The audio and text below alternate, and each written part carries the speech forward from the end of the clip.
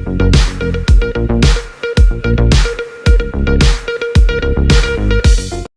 News में आपका स्वागत है। मैं आपके साथ फरहान नाज।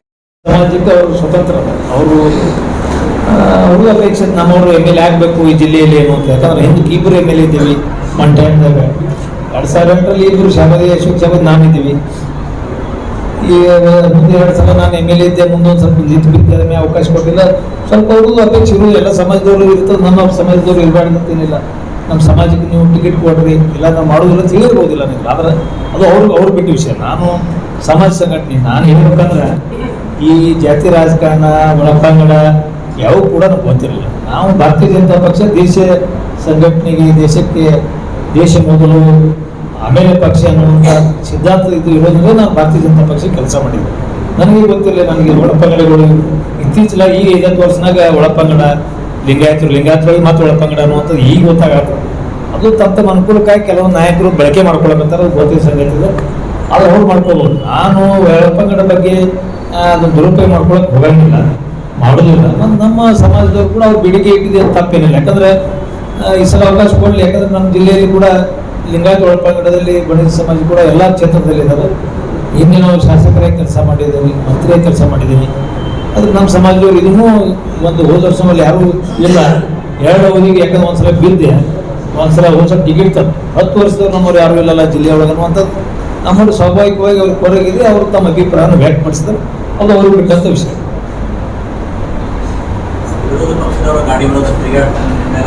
ಅದು ನಾನು ಯಾಕೆ ಕೇಳಲ್ಲ ನಾನು ಮಾಡಿದ್ದೆ. ಕೇಳಿದ್ರೆ ನಿಮಗೆ ಕೇಳೋದು ನೀವು ಕೇಳಬೇಕು. ನಾ ಹೇಳಿದಂತ ನೀವು ಎಲ್ಲ ಬರೋಂಗಿಲ್ಲ, ನೀವು ನೋಡಿ ಬರೀತೀರಿ.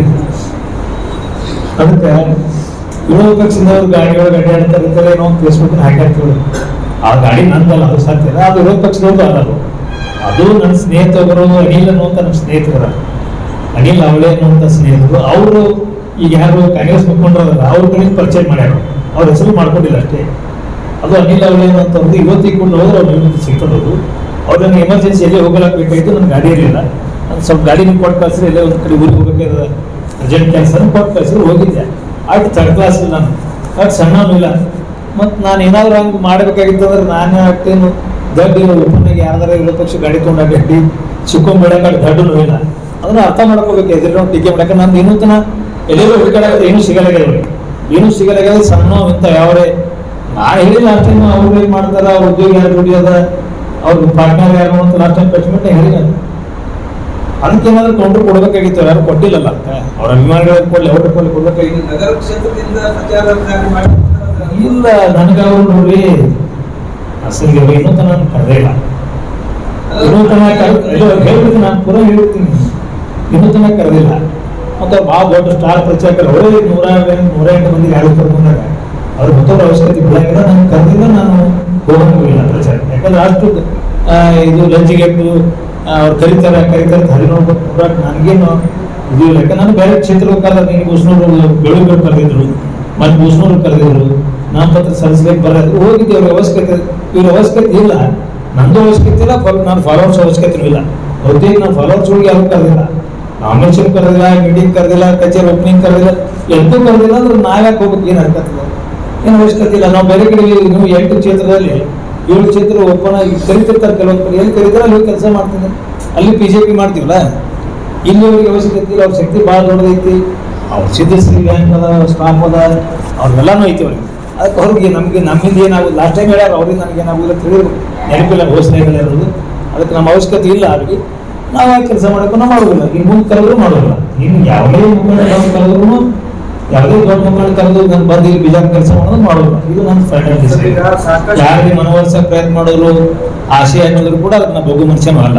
ಸರ್, ಈಗ ಸಾಕಷ್ಟು ಜನ ನಿಮ್ಮ ಫಾಲೋವರ್ಸ್ ನೀವು ತೆಗೆದುಕೊಳ್ಳೋ ನಿರ್ಧಾರಕ್ಕೆ ಬದಲಾಗಿದೆ. ಆದ್ರೆ ಇವತ್ತು ಅವರೆಲ್ಲ ಪಾಲಿಕೆ ಪಕ್ಷದಿಂದೆಲ್ಲ ಉಚ್ಚಾಟನೆಗೊಂಡ್ರ, ನೀವು ಮಾತ್ರ ಮುಂದುವರಿಯೋದು ಅವ್ರಿಗೆ ಮಾಡೋ ಅವಮಾನ ಅಲ್ಲ ಸರ್. ನಾನು ಅವ್ರಿಗೆ ಯಾರಿಗೆ ಪಾರ್ಟಿ ಬಿಟ್ಟು ಹೋಗೋದಿಲ್ಲ.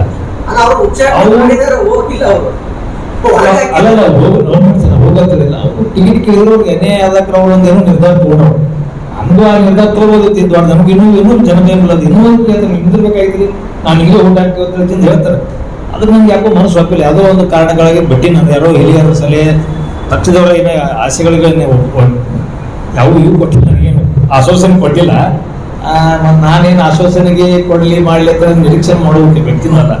ಯಾಕಂದ್ರೆ ಅಂಥವೆಲ್ಲ ನಿರೀಕ್ಷೆ ಮಾಡಿದರೆ ನಾನು ಈಗಾಗಲೇ ಪಕ್ಷೇತರನ್ನು ಅಥವಾ ಬೇರೆ ಪಾರ್ಟಿಯೋ ಎಲ್ಲ ಅವಕಾಶಗಳಿದ್ದು ಹೋಗಿ ಸ್ಪರ್ಧೆ ಮಾಡ್ತಿದ್ದೆ. ಬಟ್ ನಮ್ಮ ಕೆಲವೊಂದು ಹಿಂದಿನ ಕಾರ್ಯಕರ್ತರಿಗೆ ಟಿಕೆಟ್ ಕೊಡಕ್ಕೆ ಅವರು ರಾಜೀನಾಮೆ ಕೊಟ್ಟು ಬೇರೆ ಸ್ಪರ್ಧೆ ಮಾಡಿದ್ರು ನಮ್ಮ ಪಾರ್ಟಿಯವರನ್ನ ಹೊರಗೆ ಹಾಕಿದೆ ಅಂತ ಒಂದು ಸ್ಟೇಟ್ಮೆಂಟ್ ಕೊಟ್ಟಿದ್ದಾರೆ. ಅವರು ಮೊನ್ನೆ ಅವರು ಪ್ರೆಸ್ ಮೀಟ್ನ ಮಾತಾಡಿರಲ್ಲ. ಅವರು ನಿಮ್ಮ ಮಾತು ಇನ್ನೂ ನಾಳೆ ಮಾತಾಡ್ಬೋದು. ಅವ್ರದವರೇ ಹೇಳ್ತಾರೆ, ಅವ್ರ ಬಗ್ಗೆ ನಾನು ಹೇಳಕ್ಕಾಗಿಲ್ಲ, ಅವ್ರ ಬಗ್ಗೆ ಹೇಳ್ತಾರೆ.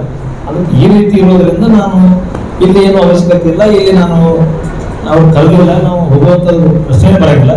ಮತ್ತು ಅಕಸ್ಮಾತ್ ಮುಂದೆ ಯಾರಿಗೆ ಬಂದು ನಿಂಗೆ ಹೇಳಿದಂತ ಕರಿಲಾಕ್ ಬಂದ್ರು ನಾವು ಹೋಗಲ್ಲ. ಈಗ ನಿರ್ಧಾರ ಮಾಡಿಬಿಟ್ಟು ನಾನು ಇಲ್ಲಿವರೆಗೆ ಏನು ಮಾಡಿ, ಯಾಕಂದ್ರೆ ಚುನಾವಣೆ ಶುರು ಆಯ್ತು 8-9 ದಿವಸ ಆಯ್ತು. ಯಾರ್ಯಾರು ಎಲ್ಲ ಕಡೆ ಕರೆದಾರೆ, ಎಲ್ಲ ಕಡೆ ಹೋಗಿ ಮತ್ತು ಆ ಮನುಷ್ಯನಿಗೆ ಅಷ್ಟು ದಿಮಾಕ್ ನಮ್ಮದೇ ಬಿಟ್ಟು ದಿಮಾಕ್ ಮುಂದೆ ಯಾರಿಗೂ ಅವಶ್ಯಕತೆ ಇಲ್ಲ. ಪರಿಚಯದ ವ್ಯಕ್ತಿ ಎಲ್ಲ ಭಾಳ ದೊಡ್ಡದು ಗೊತ್ತಾಗಲ್ಲ ನಮಗೂ, ಅದಕ್ಕೆ ನಾನು ಪಾರ್ಟಿಯವರು ಉಳ್ಕೊಂಡಿದ್ದೀನಿ. ಇಲ್ಲ ಅವಾಗ ನಾನು ಸ್ಟೇಟ್ಮೆಂಟ್ ಪಾಯಿಂಟ್ ಕೊಡ್ತಿದ್ದೆ, ಏನಾದ್ರು ಜಾಗಿ ಕೊಡ್ತಿದ್ದೆ, ಅದು ಕೊಡಕ್ಕೆ ಹೋಗಿಲ್ಲ. ಬಿಜೆಪಿ ಮಾಡೋಣ, ಬಿಜೆಪಿ ಬಿಟ್ಟೆ ಬೇರೆ ಪ್ರಚಾರ ಹೋಗ್ತೀನಿ ಬಿಜೆಪಿ. ಅದು ಬಿಜೆಪಿಗೆ ಅವಶ್ಯಕತೆ ಇಲ್ಲಲ್ಲ, ಅವಶ್ಯಕತೆ ಇಲ್ಲ. ನಮ್ದು ಒಂದಿಷ್ಟು ದೊಡ್ಡ ಸಂಖ್ಯೆ ಫಾಲೋವರ್ಸ್ ಅದಾರ, ನಮ್ಮ ಬೆಂಬಲಿಗರು ಅದಾರ, ಒಂದು ಸಮಾಜದ ಇಷ್ಟೆಲ್ಲ ಇಲ್ಲಿ ಬೇಡಿಕೆ ಇಟ್ಟಿದ್ರು, ಆ ಸಮಾಜದಲ್ಲಿ ನಾನು ಇದ್ದೀನಿ. ಇಷ್ಟು ಎಲ್ಲ ಗೊತ್ತಿದ್ರು ಯಾರು ನನಗೆ ಕರಿತಾ ಇಲ್ಲ ಅಂದ್ರೆ, ಮಾತಾಡ್ತಾ ಇಲ್ಲ ಅಂದ್ರೆ, ಅಭ್ಯರ್ಥಿ ಮಾತಾಡ್ತಾ ಇಲ್ಲ ಅಂದ್ರೆ ನಾನು ಯಾಕೆ ಹೋಗ್ಬೇಕ್ರಿ? ನಾನೇನು ಖಾಲಿ ಇಲ್ಲ. ನಾನು ಎಕ್ಸ್ ಮಿನಿಸ್ಟರ್ ಕೆಲಸ ಮಾಡ್ತೀನಿ ಈ ಜಿಲ್ಲೆಗೆ. ಒಂದ್ಸಲ ಸರ್ ಕರೆದು ಹೋಗುದ್ರಿ ಸರ್, ತಿಳಿನಲ್ಲ ಮುಗಿತದ ಟೈಮ್ ಲಿಮಿಟ್. ನಿನ್ನಿತ ನೋಡಿದೆ ನಾನು, ನಿನ್ನಿತ ಮನ್ನಿತ ನೋಡಿದ್ದೆ, ನಿನ್ನೆ ಅಮಾಚ್ಯತೆ ಕರೀಲಿಲ್ಲ. ಅದು ನಿಮ್ಮ ವೈಯಕ್ತಿಕ ಬೇಡಿಕೆ ಇದ್ರೆ ಅದು ನಾನು ಉತ್ತರ ಕೊಡ್ತೀನಿ. ನಿಮ್ಗೆ ಬಹಳ ಆಸಕ್ತಿ ಇದ್ದಾಗ ಕಾಣಿಸೋದು. ಆಮೇಲೆ ವೈಯಕ್ತಿಕ ಕೇಳಿ ಸರ್, ಪ್ರೆಸ್ ಮೀಟ್ ಪತ್ರಕರ್ತರಾಗಿ ಮಾತಾಡಿದ್ರೆ ವೈಯಕ್ತಿಕ ಮಾತಾಡಿ, ಕಾರ್ಯಕರ್ತರಾಗಿ ಮಾತಾಡ್ರಿ. ನಮ್ಮ ಆಶಯ ಅಂದ್ರೆ ಮಾತಾಡ್ದಂಗೆ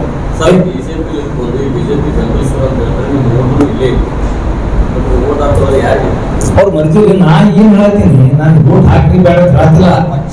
ನಮ್ಮ ಈಗಿನ ಸಂದರ್ಭದಲ್ಲಿ ಕೆಲಸ ಪ್ರಾರಂಭ ಮಾಡಬೇಕಾಗಿತ್ತು. ಒಬ್ಬ ಅಭಿವೃದ್ಧಿ ಘೋಷಣೆ ಆದ ನಂತರ ಅಲ್ಲಿ ಇದ್ದವರೆಲ್ಲ ಕರ್ಕೊಂಡು ಕೆಲಸ ಮಾಡಬೇಕಾಗಿತ್ತು. ಕರ್ಕೊಂಡು ಮಾಡೋಕ್ಕಾಗಿತ್ತ. ನಾನು 2 ಸಲ MLA ಆಗಿ ಮಂತ್ರಿ ಅನ್ನೋದಿನಿ. ಇಲ್ಲಿ ಏನು ಸಣ್ಣ ಹುಡುಗಾಟ ಕೆಲಸ ಅಲ್ಲ. ನನಗೆ ಬೇರೆ ಅದು ಹೇಳಿದೆ, ನೀನು ಬೆಳಗ್ಗೆ ಕರೆದ್ರು, ಘೋಷಣೆ ಕರೆದ್ರು, ಇಂಡಿಯವ್ರಿಗೆ ಫೋನ್ ಹಚ್ಚಿ ಬರ್ರಿ ಪ್ರಚಾರಕ್ಕೆ ಕೇಳಿದ್ರೆ ಎಲ್ಲಿ ಕರಿತಲ್ಲಿ ಹೋಗ್ತೀನಿ.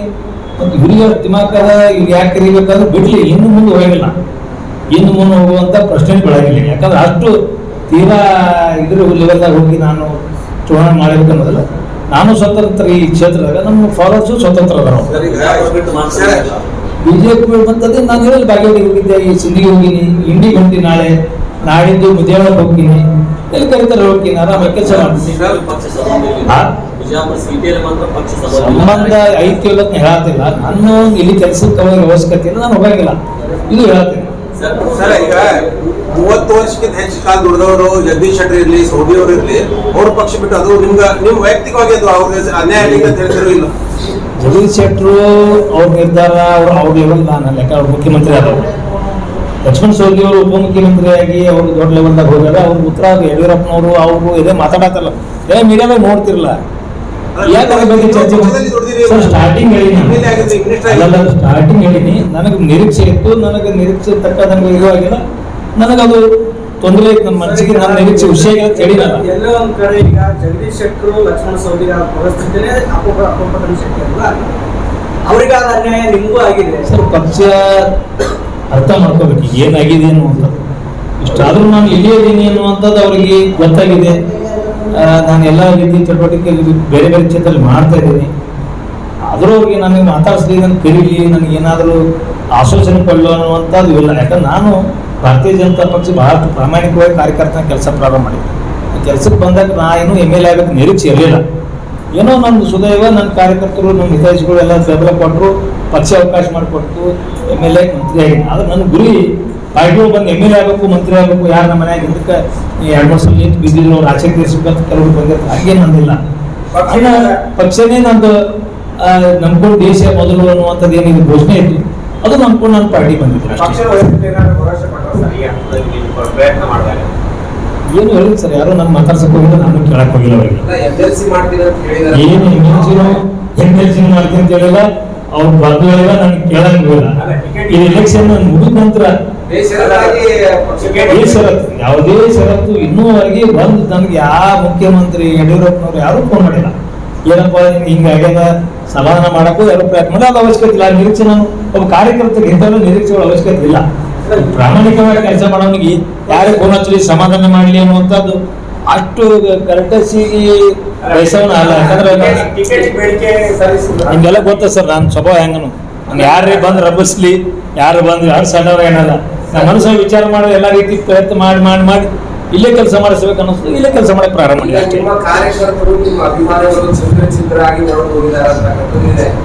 ಅದಕ್ಕೆ ನಾನು ಕಾರಣ ಅಲ್ಲ, ಅದನ್ನ ಯಾರು ಹೋಗಬೇಕು ಮಾಡಬೇಕು ಅನ್ನೋದು ಅವ್ರಿಗೆ ಬಿಟ್ಟಿದ್ದು. ನನ್ನ ಹಿತೈಷಿಗಳು ನನ್ನ ಹಿತೈಷಿಗಳು, ನನ್ನ ಬೆಂಬಲಿಗರು, ನನ್ನ ಕಾರ್ಯಕರ್ತರು ಬಹುತೇಕ ನನ್ನ ಜೊತೆ ಇದ್ದಾರೆ ಇವತ್ತಿಗೆ. ನನ್ನ ಬಿಟ್ಟು ಯಾರೂ ಹೋಗಿಲ್ಲ, ಎಲ್ಲಿ ಹೋಗಿಲ್ಲ. ಕೆಲವು ಪದಾಧಿಕಾರಿಗಳೆಲ್ಲ ಅನಿವಾರ್ಯವಾಗಿ ಅವರು ಕಾರ್ಯಚಟುವಟಿಕೆ ಭಾಗವಹಿಸಬೇಕಾಗ್ತದ, ಕರೆದಿರ್ತಾರ, ಹೋಗಿರ್ತಾರ. ನನ್ ಬಿಟ್ಟು ಹೋಗಿಲ್ಲ ಅವರು ಪಾರ್ಟಿ ಏನೋ ಜವಾಬ್ದಾರಿ ಇದ್ದವರು, ಪಾರ್ಟಿ ಕೆಲಸ ಮಾಡ್ಬೇಕಂತ ಅವ್ರಿಗೆ ಹೋಗಿರ್ತಾರೆ. ಕೆಲವರು ಜವಾಬ್ದಾರಿ ಇಲ್ಲದವ್ರು ಯಾರು ಎಲ್ಲಿ ಹೋಗಿಲ್ಲ, ಅವ್ರು ಕರೆದಿಲ್ಲ, ಅವ್ರು ಎಲ್ಲಿ ಹೋಗಂಗಿಲ್ಲ. ಮುಂದಿನವ್ರು ಎಲ್ಲಿ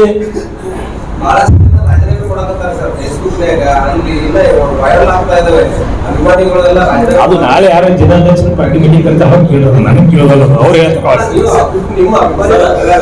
ಅಭಿಮಾನಿಗಳು ನನ್ನ ಜೊತೆ ಎಲ್ಲಿ ಹೋಗಿಲ್ಲ, ಅವ್ರು ಬಿಟ್ಟು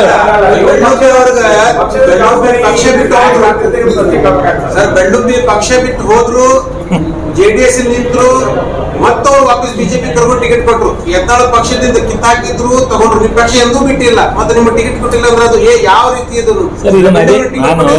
ಇದನ್ನ ನಾಳೆ ಎಲ್ಲ ಮುಖಂಡರು ಈ ಪ್ರವಾಸ ಪ್ರಾರಂಭ ಆಗ್ತಾ ಹೊಟ್ಟೆ ಕೊಟ್ಟಲ್ಲ ಅಂದ್ಕೊಳ್ಳೇನೆ ಅವ್ರು ಹೇಳಲ್ಲ. ಯಾಕೆ ಹಿಂಗಾರಿ ನಿಮ್ಮ ಪಕ್ಷದಾಗ ಅವ್ರಿಗೆ ಅಧ್ಯಕ್ಷ ಉತ್ತರ ಅವ್ರು ನಾವು ಉತ್ತರ ಕೊಡಾಕ ಅವರು ಪ್ರೆಸ್ ಮೀಟ್ ಇರ್ತಾರೆ, ಅವರು ಹೇಳ್ತಾರೆ, ಅವರೇ ಉತ್ತರ ಕೊಡಿ. ಏನು ಹೇಳಕ್ ಬರಂಗಿಲ್ಲ, ಏನು ಹೇಳಕ್ ಬರಂಗಿಲ್ಲ. ಅದ್ರ ಬಗ್ಗೆ ನಾನು ಜವಾಬ್ದಾರಿ ಪಕ್ಷದಿಲ್ಲ. ನಾನು ವೈಯಕ್ತಿಕ ನಾನು ಭಾಳ ಸಲ ನೀವೆಲ್ಲ ಬಂದಾಗ ನಾನು ಸ್ವಲ್ಪ ಸಮಯ ಕೊಡ್ರಿ, ನಾನು ಎಲ್ಲ ಕೇಳ್ಕೊಂಡು ಅಭಿಮಾನಿ ಕೇಳ್ಕೊಂಡು ಇದು ಮಾಡಿ ಉತ್ತರ ನಿಮ್ಗೆ ಹೇಳ್ತೀನಿ ಅಂದಿದ್ದೆ. ಅದೇ ಕರ್ದಿನ ಅಷ್ಟೇ. ಅವ್ರ ದೌರ್ಬಲ್ಯ ಅಲ್ಲ, ಅವ್ರು ಏನೇ ತಿಳ್ಕೊಳ್ಬೇಕು, ಅವ್ರು ತಿಳ್ಕೊತಾರ ನಾ ಮಾಡಿಲ್ಲ, ಮತ್ತೆ ಅವ್ರು ಪ್ಲೀಸ್ ಮಾಡಕ್ಕೂ ಮಾಡಿಲ್ಲ. ನಾನು ನನ್ನ ಮನಸ್ಸು ಏನು ಹೇಳೋದು ನಾ ಮಾಡಿಲ್ಲ ಸರ್. ನಾನು ಯಾವಾಗಲೂ ನನ್ನ ಮನಸ್ಸು ಏನು ಹೇಳೋದ ಕೆಲಸ ಮಾಡ್ತೀನಿ. ನಾನು ಇದೊಂದು ಗೊತ್ತಿರಲಿ. ನನಗೆ ದಿನ ರಾತ್ರಿ ಪ್ರೆಸ್ ಮೀಟ್ ಕರಿಬೇಕು ಅನ್ನಿಸು, ಪ್ರೆಸ್ ಮೀಟ್ ಕರೀತೀನಿ. ನನಗೇನು ಯಾರೇನು ನನ್ನ ಮನಸ್ಸು ಯಾವಾಗಲೂ ಹುಟ್ಟದ ಹಿಡ್ಕೊಂಡು ದೊಡ್ಡವಾಗಿ ಇಟ್ಟೋರಿಗೆ ಏನು ರಾಜಕಾರಣ ಇಲ್ಲ, ವೈಯಕ್ತಿಕ ಜೀವನ ನನ್ನ ಮನಸ್ಸು ಏನಂತ ಮಾಡ್ತೀನಿ. ಯಾರ್ಯಾರು ನಿರೀಕ್ಷೆ ಆರು ಸಣ್ಣವಿಲ್ಲ. ನಾನು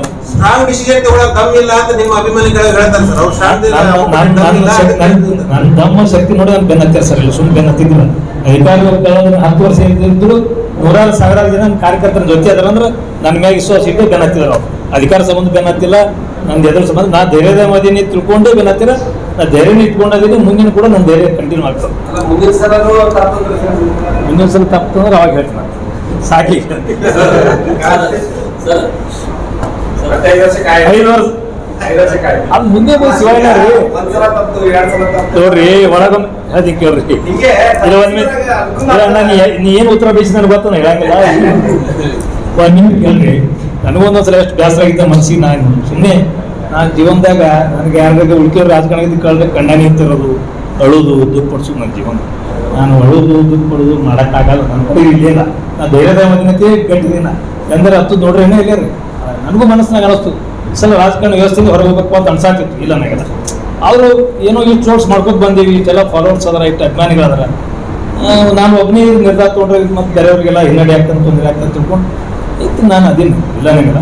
ಆದ್ರೆ ನನಗೆ ಯಾರಾದರೂ ಸಂತೈಸಬೇಕು, ಸಮಾಧಾನ ಮಾಡ್ಬೇಕು ತಕ್ಷಣ ನಾನು ಅವತ್ತು ಮೊದಲು ಸರ್ ಬದಲಾಣಿ ಚೀರಾಣಿ ರಾಜೀನಾಮೆ ಕೊಡ್ತೀನಿ ಅಂದ್ರೆ ನನ್ನ ಮನೆಗೂ ಬಂದು ಬರ್ಬೋದಾಗಿತ್ತು. 2-3 ಸುತ್ತಿನ ಅಭಿಮಾನಿಗಳ ಸಭೆಯನ್ನು ಕರೆದು ಅದೇ ಸರ್ ಕೆಲವೊಬ್ಬರು ಒಂದೇ ಥರ ಅಭಿಪ್ರಾಯ ಬರಲಿಲ್ಲ. ಕೆಲವರು ಬೇರೆ ಪಾರ್ಟಿ ಸೇರಿ ಸ್ಪರ್ಧೆ ಮಾಡಿ ಕೆಲವರು ಸಲಹೆ ಕೊಟ್ಟರು. ಕೆಲವೊಬ್ರು ಏನದ ಇಲ್ಲ ಪಕ್ಷೇತರ ಮಾಡಿಬಿಡೋಣ ಅನ್ನೋದು ಭಾಳಷ್ಟು ಮಂದಿದು ಹೆಚ್ಚು ಬಹುತೇಕ ಕಾರ್ಯಕರ್ತರು ಮತ್ತು ಸಾಮಾನ್ಯ ಜನರು ಪಕ್ಷೇತರ ಸ್ಪರ್ಧೆ ಮಾಡಿ ಅಂತ ಹೇಳಿದ್ರು. ಕೆಲವರು ನನ್ನ ಜೊತೆ ಭಾಳ ದಿವಸದಿಂದ ಕೆಲಸ ಮಾಡಿದ್ರು, ಬ್ಯಾಡ್ರಿ 5 ವರ್ಷ ಪಾರ್ಟಿ ಆಗಿದ್ದೀವಿ, ಯಾಕೆ ಬಿಡ್ತೀರಿ, ಅವ್ರಿಗೆ ಇನ್ನೂ ಸರಿ ಇಲ್ಲ, ಯಾಕಂದ್ರೆ ಎಷ್ಟು ಕಡೆ ಕೆಲಸ ಮಾಡೋದು, ಬೇರೆ ಕಡೆ ಕೆಲಸ ಮಾಡೋಣ ಅಂತ ಅನ್ನೋದು ಸರಿ. ಈ ರೀತಿ ಆಗೋದ್ರಲ್ಲಿ ನನ್ನ ಮನಸ್ಸು ವಿಚಾರ ಮಾಡ್ಕೊಂಡೆ. ಏನು 20-30 ವರ್ಷ ಮಾಡ್ಕೊಂಡು ಬಂದೀವಿ, ಇನ್ನು 2ನೇ ಸಲ ಹಿಂಗೆ ಅನ್ಯಾಯ ಆಗ್ಯದ, ತೊಂದರೆ ಆಗ್ಯದ, ಮನಸ್ಸಿಗೆ ನೋವಾಗ್ಯದ. ಇಲ್ಲ ನನಗೆಲ್ಲ ಸ್ವಾಭಾವಿಕವಾಗಿ ಎಲ್ಲರಿಗೂ ಆಗ್ತದೆ, ನನಗಾಗ್ತಲ್ಲ, ಎಲ್ಲರಿಗೂ ತಿಂಗಳ ತಪ್ಪನ ಆಗೋದೆ, ಎಲೆಕ್ಷನ್ ಇತ್ತು ಬಿಡೋಣ ಆಗೋದೆ, ಎಲ್ಲರಿಗೂ ಆಗೋದೆ. ನನಗೂ ಕೂಡ ಆಯ್ತು. 2 ವರ್ಷ ನಾನು ಯೋಚನೆ ಮಾಡಿದೆ 2-3 ಸುತ್ತು ನನ್ನ ಎಲ್ಲ ನನ್ನ ಜೊತೆ ನನ್ನ ಸ್ನೇಹಿತರೆಲ್ಲ ಸಭೆ ಕರೆದು ಎಲ್ಲರೂ ಕೂಡ ಹೇಳಿದೆ. ದೊಡ್ಡ ಪ್ರಮಾಣ ಸಭೆ ಕರೆದಾಗ ನೀವೆಲ್ಲ ಹೆಂಗ್ ಸಾಹೇಬ್ ಅಂತ ಹೇಳೋರು ಎಲ್ಲರೂ ಓಡೋದಿಲ್ಲ. ಆಮೇಲೆ ನಮ್ಮ ಹತ್ರದ ಒಂದು ಸಭೆ ಇಲ್ಲಿ ಕರೆದಿದ್ದೆ. ನನ್ನ ಜೊತೆ ಯಾವಾಗಲೂ 24 ತಾಸಿದ ಕೆಲಸ ಮಾಡುವಂಥವ್ರು, ಚುನಾವಣೆ ಮಾಡಿದವರು ಎಲ್ಲ ಕರೆದು ಅವರಲ್ಲಿ ನೋಡಿ ನಿಮ್ಗೆ ಹೆಂಗೆ ಒಳ್ಳೇದಾಗ್ತದಂಗೆ ಮಾಡಿ ಅನ್ನುವಂಥದ್ದು ಕೆಲವು ಹೇಳಿದ್ರು ಸರ್. ಒಟ್ಟಾರೆ ತೀರ್ಮಾನ ತೊಗೊಂಡಿದ್ರೆ ಅದ್ರ ಬಗ್ಗೆ ಒಳ್ಳೊಳ್ಳೆ ಮಾತಾಡಕ್ಕೆ ಹೋಗಲ್ಲ.